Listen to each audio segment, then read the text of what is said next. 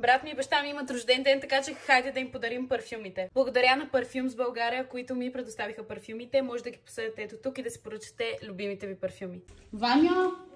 Ваньо, ела да ти кажа нещо бързо. Ела за малко. Бързо. Ела, че е важно. Хайде. Ела, бе, човек. Ела да ти покажа нещо. Айде, сърпрайз. Откъде го намериш? Ми супер е, я гледай. Ей, не! Изпукава ме, човек. Стига, бе. Не! Хайде. Ау, стигайте, ще му удариш, бе. Хайде, сега го отвори.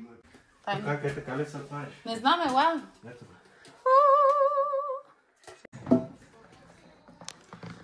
Ма отде го взе, бе? Тайно. Супер е, бе. Мерси.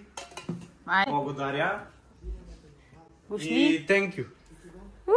Хора, време е да подаря парфюма и на тате, така че той в момента гледа времето и сега ще отида да му го дам. Яд ме, че малко скъсах кутията, но нищо, няма да се личи много. Айде, подарък! Това от теб ли е? Да. Благодаря. Айде, Нещо бе. че си рожден, аз нали ти че Жив и здрав ще ви. Айде, Още поне 50 години. 200 години. 200. Айде. 200 до 100. Добре, да се отваряй! Който е Диор са ваш. парфюм. Подуши. Много хубаво. Нали? Ти пръска. Не, бе, подуши. Даде вчера. Разнах капачката да го подуша. Това какво е сега? Парфюм? Ми, какво да е парфюма? Благодаря. Доволен ли си? Имам да догодим. Еми как?